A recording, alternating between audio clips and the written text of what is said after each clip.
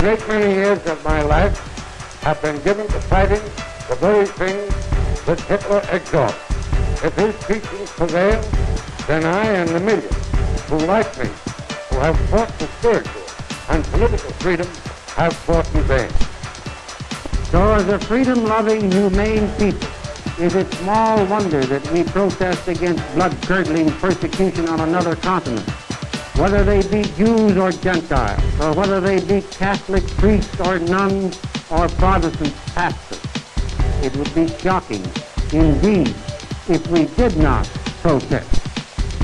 It is our hope that these springs of tolerance and morals of human compassion which lie deep in the German people may yet rise to control.